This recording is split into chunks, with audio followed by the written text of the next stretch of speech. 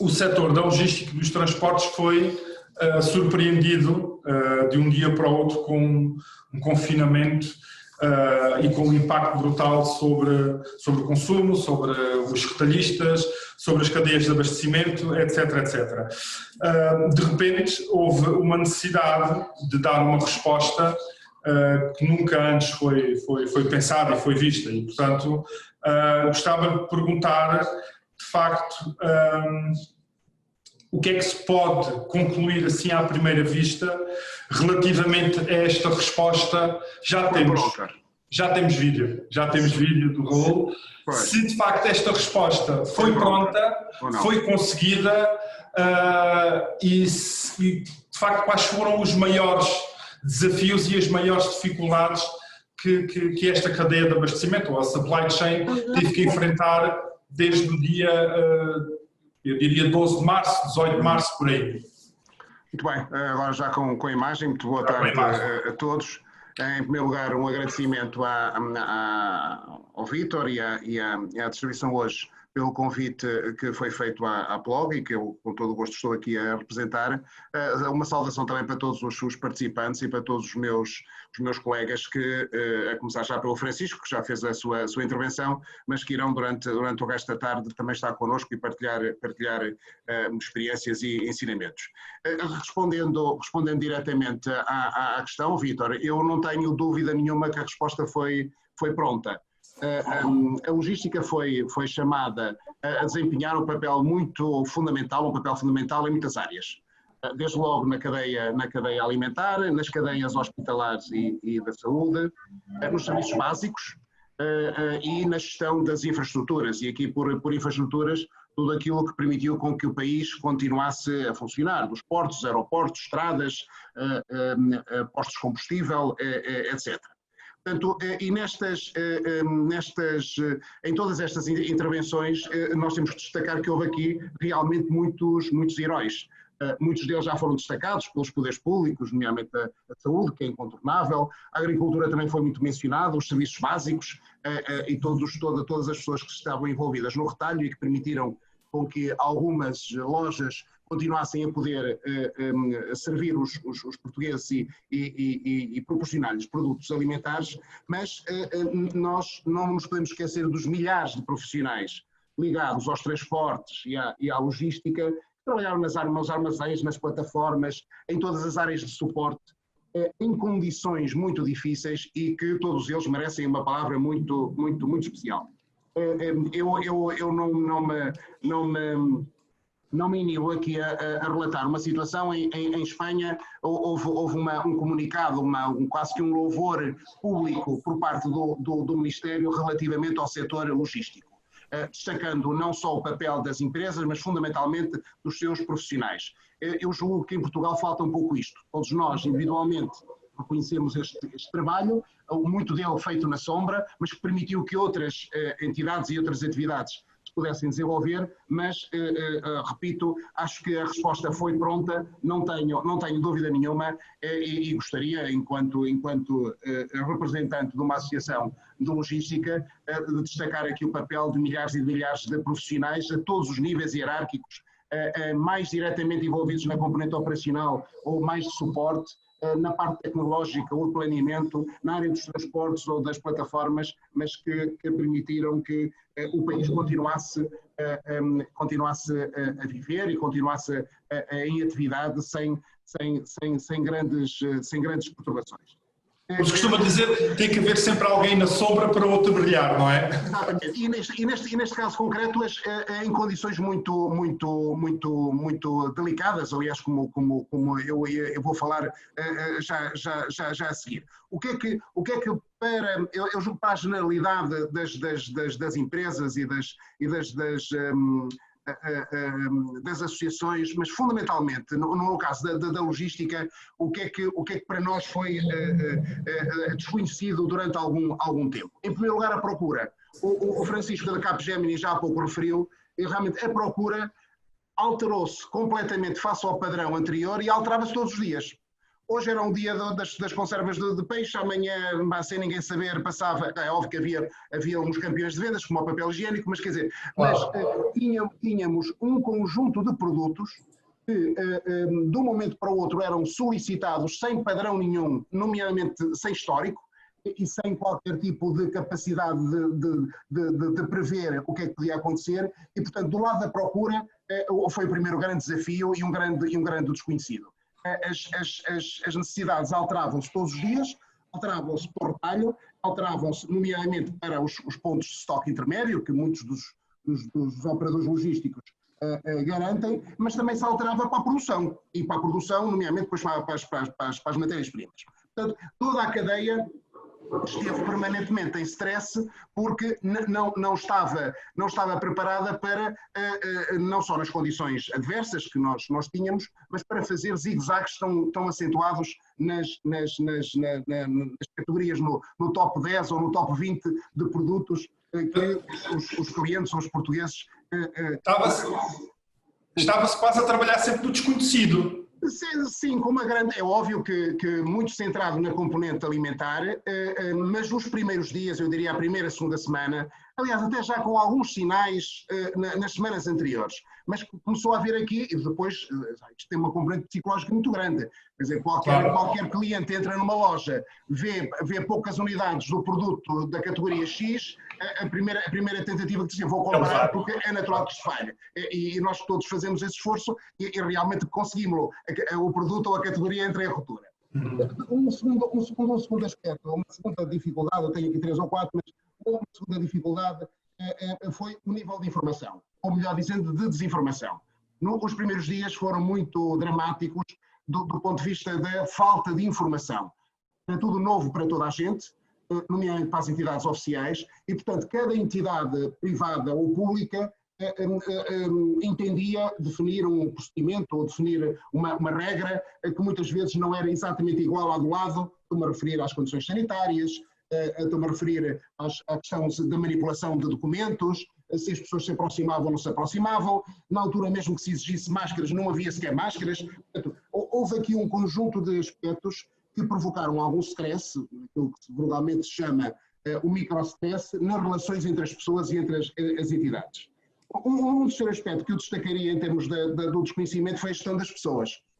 As empresas, e todos nós enquanto profissionais, somos reportados tendo em atenção um conjunto de perfis, de skills, temos formação, mas a nossa formação, mesmo até em contingência, em questões de contingência, nunca previu uma situação como aquela que nós atravessamos. Mesmo as empresas têm planos de contingência que para cheias, para quebras, para crashes de sistemas durante 1 ou 2 dias, quebras de energia durante 1 ou 2 dias, enfim, situações, mas estamos sempre a falar de 1, 2, 3 dias e estamos sempre a falar em situações de contingência localizadas e limitadas a uma empresa ou uma zona regional, ou uma local. E o que nós tivemos foi para todos os setores de atividade e em todo o país. Para não dizer em toda a Europa ou portanto, e as pessoas não estavam treinadas para isso. Por isso houve necessidade de cada empresa e cada um de nós pensar um bocadinho qual era o seu papel e qual é a melhor maneira de eu conseguir desempenhar. Aquilo que eu já referia, a questão das regras sanitárias, e volto uma vez mais aos profissionais da logística e fundamentalmente dos transportes. Nós talvez não nos tivéssemos apercebido, mas os milhares de carros que circularam durante aquelas primeiras 2 ou 3 semanas debateram-se com coisas fantásticas, que era, os motoristas, por exemplo, paravam numa estação de serviço, mas não podiam beber uma água, nem um café, nem podiam comer nada, chegavam ao seu cliente, fosse ele um produtor, fosse ele um distribuidor, uma plataforma logística, podiam para ir ao quarto de banho, e aquilo que se dizia, não senhor, você não pode ir ao quarto de banho, nós temos os quartos de banho fechados, mas olha, então eu queria comer uma sandes no refeitório, não temos o bar e o refeitório fechado. Portanto, houve aqui um conjunto de alterações das mais variadas ordens que nunca passaram pela cabeça da maior parte das pessoas e que retiraram muito do apoio, muito do suporte que todos nós, nomeadamente as áreas logísticas e transportes, têm. E, portanto, isto foi para nós um claro desconhecido. Aqui não havia hipótese de teletrabalho, não é? Não, isto é que era tudo novo, quer dizer, as pessoas, as orientações era, atenção, nós não devemos abrir a terceiros as áreas sociais e as pessoas cumpriam aquilo religiosamente. Mas quem andava na estrada é que não tinha hipótese, porque chegava a uma estação de serviço, estava tudo fechado. Chegavam os cafés e os restaurantes estavam fechados. Chegava uma plataforma logística e não tinha onde comer uma sandes, comprar uma água, ir a um quarto de banho, lavar a cara. Isto houve aqui realmente essa falta de áreas de suporte que para nós é banal no dia a dia, ou era até essa data, e que de um momento para o outro deixaram de existir. E essas dificuldades já foram suplantadas ou não? Sim, sim, porque a partir do momento em que começaram a surgir orientações um pouco mais definidas e que cada uma das empresas começou também a refletir sobre os aspectos a cautelar, nomeadamente no que diz respeito a alguma defesa da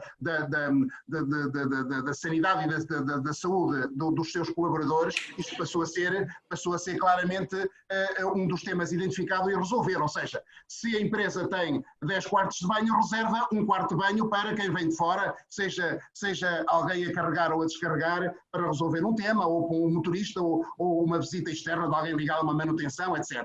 Mas naquela primeira ou segunda semana, acho que a quantidade de situações era tal ordem, a magnitude era tal ordem, que muitos destes aspectos que, à partida, nós consideraríamos menores, foram relegados para segundo plano, mas que afetaram muitas das pessoas. Já não era agradável estar a trabalhar, quando todas as pessoas estavam confinadas. A falta destes elementos que nós consideramos quase que como básicos no dia a dia, torna isto um bocadinho mais difícil.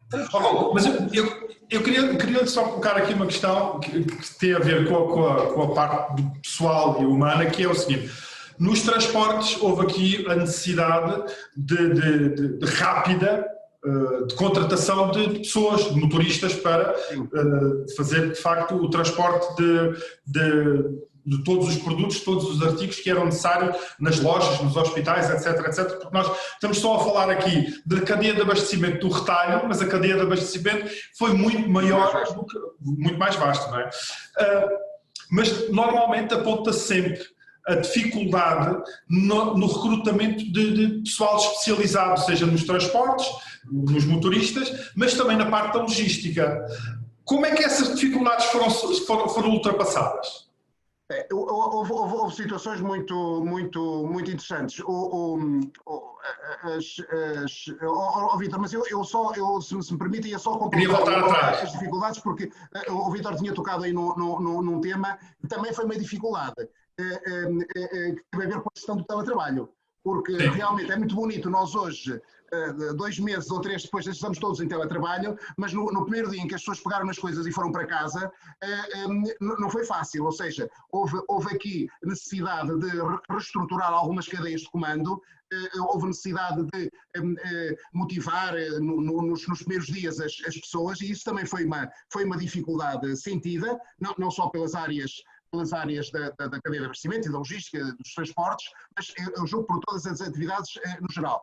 A área da logística e da cadeia de abastecimento, uma preocupação suplementar, porque é uma coisa muito dinâmica e era muito solicitada, por isso as cadeias de comando tinham que estar, independentemente de estarem deslocalizadas ou dispersas, tinham que estar claramente orientadas e claramente definidas.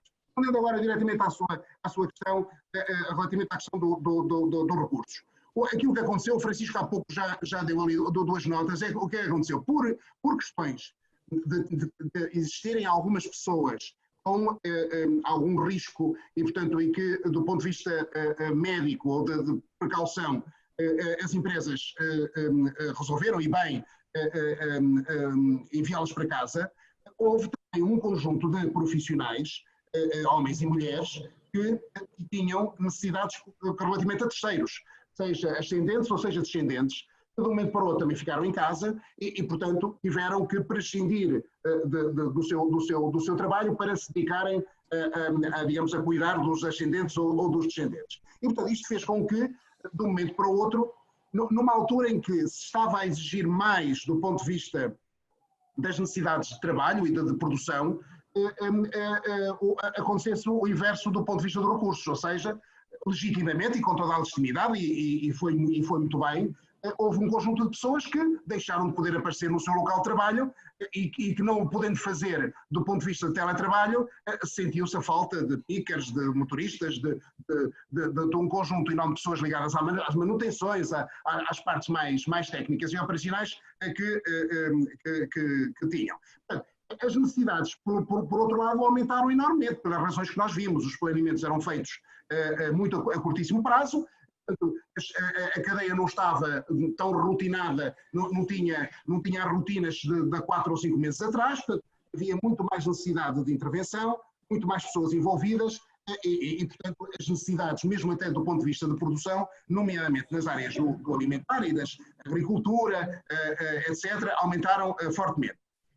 E houve situações muito interessantes e uma vez mais que merecem claramente o nosso apreço e o nosso louvor. Em primeiro lugar, houve empresas onde houve uma deslocalização de pessoas de áreas, muitas vezes até do back-office, para áreas mais operacionais. E foram feitas, na maior parte dos casos, de uma maneira voluntária.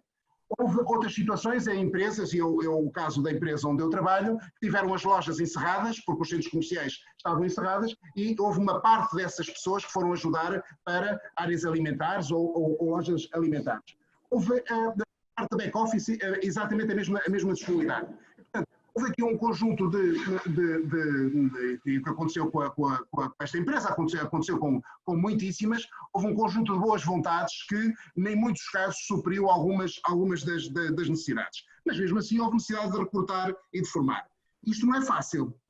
Desculpa interromper, porque muitas das vezes as pessoas que iam de serviço A para ajudar no serviço B não tinham qualquer experiência. Claro. Não é? Quer dizer, nós estamos a falar agora da tecnologia e dos softwares e das soluções, mas quer dizer, é preciso também uma formação e um treino relativamente a todas essas componentes, não é? É que se o recrutamento já era difícil, porque em algumas áreas o recrutamento online faz-se, enfim, em 3/4 ou 4/5 do processo, nunca na sua integridade, aqui houve necessidade de fazer isto. É óbvio que houve situações em que, nomeadamente no caso dos transportes, houve partes ou empresas que deixaram de trabalhar e que puderam ser, eu diria, subcontratadas. Mas também aqui, o componente da formação se coloca, porque não houve tempo, nem havia espaço físico para que quem recruta ou quem contrata pudesse falar com a pessoa ou a entidade que subcontratou sobre aspectos de nível de serviço, de procedimentos, relativamente ao fornecedor ou ao cliente, algum tipo de regras. Não houve esse tempo e quando houve, dificilmente ele pode ser comparado com situações de integração ou de formação normais. Houve realmente essa reconversão de parte de equipas, de empresas, nomeadamente na área dos transportes. No online aconteceram coisas muito interessantes, houve empresas que se formaram ou que se disponibilizaram para fazer picking, por exemplo, em armazéns ou em lojas, e hoje é fácil, nós vamos a hipermercados e vemos lá pessoas com umas t-shirts de uma cor diferente. São empresas privadas que se organizaram e que rapidamente tentaram dar uma resposta a pedidos excepcionais ou exponenciais que ocorreram, mas onde se sentiu mais na componente relativamente ao online e onde era mais difícil o recrutamento e a formação foi naquilo que teve a ver com os clientes. Porque isto, as contas são muito simples de fazer. Nós aumentamos o número de clientes, aumentamos o número de entregas, mas aumentamos o número de reclamações e os pedidos de informação. E para isso é preciso ter o Customer Service preparados para poder dar essa resposta. E se a componente técnica ou a componente operacional, embora difícil, se consegue dar os mínimos na componente comportamental ou nas regras de conduta relativamente a aspectos de relacionamento com clientes, não é assim tão fácil. E, portanto, nós tivemos, e não é segredo para ninguém, dos assistentes seguramente, a esmagadora maioria fez compras online ou ouviu histórias, e nós tivemos claramente problemas a nível da distribuição da last mile, com atrasos, com erros, com falhas, e em condições normais uma dada empresa não cometeria. O cometeu-os pela pressão, por uma série de situações, mas também porque houve recurso a um conjunto de pessoas que não tiveram tempo para ser devidamente formadas e que depois se veio a refletir num aumento maior de incidências no que diz respeito à relação com os seus clientes. Mas os aspectos que referiu do recrutamento e da formação foram claramente um desafio que a maior parte das empresas que teve necessidade de socorrer-se de recrutamento enfrentou. Claro. Raul, eu lembro-me eu entrevistei-o em outubro de 2019 para uma visão, digamos, do Congresso da Applog em 2019. E na altura, eu lembro-me que o Congresso da Applog tinha 5 pontos fundamentais. E um deles era a tecnologia, mas um dos outros pontos que foi muito focado no Congresso da Applog e tem sido alvo de algum debate ao longo deste tempo, seja nos transportes, seja na logística, é a sustentabilidade, é a preocupação com o clima, com as alterações climáticas, com o ambiente, etc, etc. A minha pergunta é, essa preocupação passou completamente para segundo plano ou consegue-se equilibrar aqui a necessidade de facto, da cadeia de abastecimento dar uma resposta, mas manter a preocupação da sustentabilidade como foco? Olha, essa questão, Vítor, é talvez das questões mais interessantes com que nos vamos confrontar nos próximos tempos. E quando eu digo os próximos tempos, é com ou sem segunda vaga, não? Portanto, só como consequência daquilo que nós passamos. Já foi aflorado, até numa pergunta feita por si ao orador que me antecedeu, ao Francisco, da Capgemini, a questão das cadeias mais longas, as alterações em termos de sourcing. Elas são evidentes, elas vão ser evidentes e vão ter implicações. Os aspectos, as cadeias, nem é tanto as cadeias longas, as cadeias complexas como aquelas que existem no têxtil, como existem no ramo automóvel e como existem nas áreas tecnológicas, dificilmente se vão manter com o mesmo formato nos próximos tempos. Acho que o susto foi bastante grande. A análise de risco que cada uma das entidades envolvidas nestas cadeias fazia propôs claramente por otimismo e os resultados identificaram-se. Nós tivemos situações que eu diria quase que irónicas ou paradoxais. Há setores em que o Vítor consegue comprar os 99% de componentes de um dado produto, vamos imaginar de umas calças, e depois quando chega ao fecha-clé, identifica que o fecha-clé é produzido num país e por 2 ou 3 empresas nesse país. E que esse país, por um conjunto de razões, está em lockdown. Ponto. Portanto, pode ter planos de contingência, fornecedores alternativos ou fontes de abastecimento alternativas para 99,9% dos componentes daquele produto, mas não consegue produzir. Uma expressão, mas fica literalmente com as calças na mão. Exatamente. Ou com um carro sem rodas, ou sem acelerador, ou sem caixa de velocidades. Mas isto para dizer que este exercício irá ter consequências, ou está a ter consequências, em todas as empresas que, de uma forma direta ou indireta, participavam e participam nestas cadeias de valor.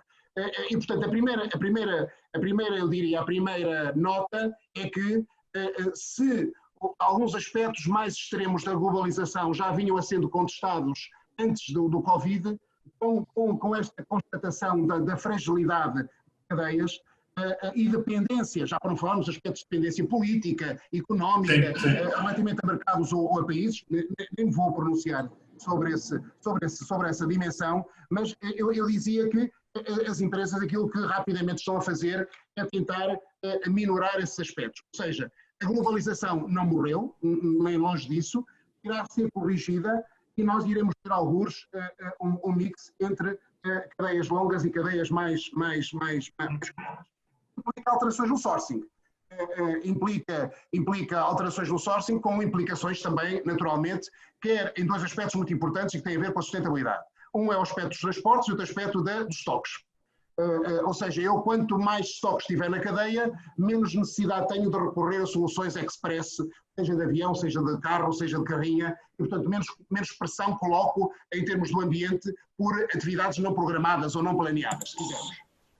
E portanto, a combinação que seguramente em muitas cadeias irá acontecer, e nós vamos ter surpresas muito interessantes. Eu aproveito para quase que em primeira mão dizer à Apollo que está a desenvolver com a KPMG e com o ISCTE e outras entidades, um estudo de logística que lançou agora em maio, onde vamos falar em 5 setores muito importantes, 2 deles já frisei aqui, o automóvel e o têxtil, vestuário e calçado, e onde vamos dar novidades muito importantes sobre como é que esses setores e esses intervenientes, quer do lado da oferta, quer do lado da procura, estão a ver o futuro próximo. E quando é que essas novidades serão dadas?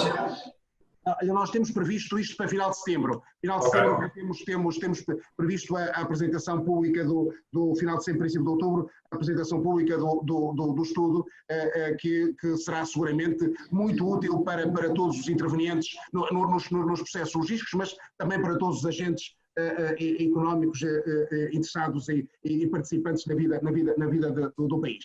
Mas dizia eu que os aspectos relacionados com o sourcing tem a dimensão stocks, tem a dimensão transportes. Eu não resisto aqui a falar nos transportes, porque os meios de transporte, eles próprios, só depois para concluir, Vítor, a sua questão, porque a sua questão vai ser de difícil resposta. Relativamente aos meios de transporte, esta crise mostrou-nos o quê? Mostrou-nos que o aéreo é claramente o meio mais penalizado. E eu, quando falo aqui no aéreo, falo no transporte de passageiros, mas falo também no transporte de mercadorias. 50% do transporte de mercadorias é feito em aviões de passageiros, o que significa que nós retiramos aviões e estamos a retirar e a crise vai ser fortíssima e, portanto, será o setor que era também o mais poluente e o mais poluente nos aspectos de pegada, de barulho, etc., e os impactos a nível das infraestruturas. E, portanto, direto e indiretamente, não é? Direto e indiretamente. Direto e indiretamente. O aéreo claramente é o meio de transporte mais afetado e que irá demorar mais a recuperar, se é que algum dia voltará ao patamar que nós tínhamos. Temos milhares de aviões parados no solo, então isto não é paguina, não é ligar e desligar. O marítimo está a revelar uma resiliência muito interessante. Já tinham sido adotadas as medidas de controle, também é altamente poluidor, como todos nós sabemos, as medidas de controle, nomeadamente do enxofre, mas vai sofrer também pelas alterações das cadeias, porque se os Estados Unidos ou a Europa deixar de comprar tanto na área da Ásia, os grandes barcos não serão necessários em quantidades. Portanto, e temos aqui algumas alterações. Vamos assistir claramente, que já se desenhava há uns anos, um reforço do ferroviário como alternativa para ligações de curta e média distância e também porque as cadeias vão ficar mais locais. Entenda-se local, não é Portugal, é a Península Ibérica ou Europa, e o rodoviário continuará a ser, do meu ponto de vista e acho que da maioria das pessoas, claramente dominante, embora sempre com pressões constantes do ponto de vista de restrições à circulação e de redução a nível da poluição. Mas os desafios têm aqui algumas contradições e eu fechava só sem responder diretamente, citando-lhe dois desafios e duas contradições que vamos ter que resolver, porque eu estou convencido que a sustentabilidade continuará a estar em primeiro plano para todos os governos e para todos os intervenientes no desenvolvimento económico e social do país. A primeira contradição é muito simples, olha, tem a ver com as cidades. Também já se falou sobre as cidades. As cidades hoje, 3 meses depois do confinamento, são diferentes. Estão mais abertas, têm menos áreas de circulação de automóveis, as pessoas, os cidadãos, querem que ao fim de semana se fechem zonas da cidade, estão-se a construir como nunca na vida ciclovias, áreas pedonais, está-se a retirar espaço para os carros e para a circulação dos mesmos. Mas, ao mesmo tempo, estamos a querer ter mais compras de conveniência. Estamos a ter mais compras de online. Como é que nós resolvemos esta contradição? Como é que as compras vão chegar ao consumidor, não é?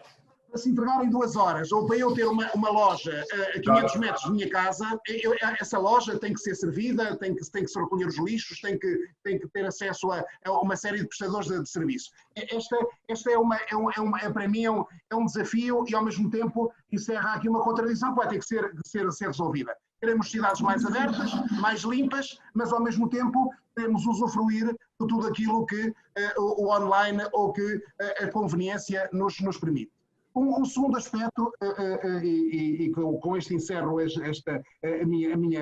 aqui, o meu comentário, tem a ver com uma situação, olha, que ninguém estaria à espera, que é a questão do plástico. Nós estávamos num crescendo não é de luta, mas de esforço de redução do plástico. Sim. Por razões devidamente conhecidas, produziram-se plásticos, o plástico em si não tem culpa foi a massificação das utilizações que ocorreram. Bem, estávamos aqui realmente num crescendo. E agora o que é que acontece? Com as situações da segurança sanitária, chegou-se à conclusão que as embalagens que oferecem maior segurança e maior confiança, há aqui um aspecto técnico e um aspecto psicológico. Segurança do ponto de vista técnico e segurança também do ponto de vista psicológico aos clientes é o plástico. Portanto, vamos ter que ter aqui há aqui uma contradição, quer dizer, por um lado apontou-se que seria necessário reduzirmos o plástico, estávamos a evoluir para situações de compras a granel, a utilização de outro tipo de materiais, e agora chegamos à conclusão que, do ponto de vista sanitário, aquilo que oferece mais confiança, mais segurança aos técnicos e também mais confiança e mais segurança aos clientes e aos consumidores, que somos todos nós, é o plástico. Portanto, e como é que nós vamos, digamos, conciliar, por um lado, a necessidade da redução de um produto que, assumidamente e reconhecidamente, é muito difícil de se degradar e ser integrado novamente na cadeia da natureza, com a necessidade acelerada e provocada agora pela pandemia de, pelo menos durante os próximos meses, esperemos nós, ter aqui um reforço de utilização por aspectos meramente sanitários. Para finalizar, vamos ter claramente menos movimentação de pessoas e mercadorias, acho que é um ponto que estamos perfeitamente conscientes e vai haver claramente uma maior preocupação com a saúde e com a qualidade de vida. Estas duas últimas situações reforçam o aspecto da importância redobrada que a sustentabilidade irá ter nos próximos tempos. Sim, senhor. Uma última questão e com resposta telegráfica, porque temos a primeira mesa já à espera para começar. O setor da logística aprendeu e está preparado caso sejamos confrontados com uma segunda vaga do surto? Claramente. Porque estaremos mais bem preparados. Olha, em primeiro lugar, pelos aspectos que eu inicialmente referi, os procedimentos e aqueles equipamentos de proteção, seguramente não serão tema. Acho que também estamos muito preparados, ou muito mais bem preparados, do ponto de vista de resiliência comportamental. Saber atuar, saber gerir equipas, e até no limite saber se comportar enquanto cidadão, em ambientes de muito stress e de muita exigência. Tivemos aqui um percurso de 6 meses para aprendermos, cada um de nós e nas nossas empresas, a desenvolver essas capacidades.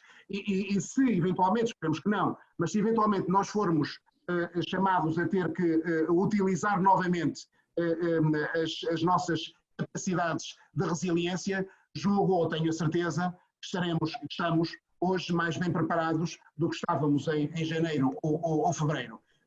As empresas seguramente e o Estado, mal de nós, se depois de todo este pequeno terremoto, as entidades oficiais, muito antes até da sociedade civil, não tivessem essa preparação em conta e que permitissem ter uma relativa tranquilidade.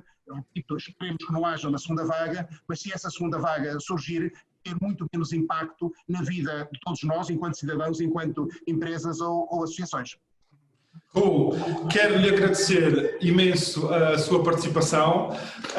Até uma próxima oportunidade, que deverá ser muito brevemente no Congresso da Applog. Mais uma vez, muito obrigado, boa tarde, até uma próxima oportunidade. Só uma breve mensagem, 1 minuto, estamos de volta. Até já. Até já, com licença.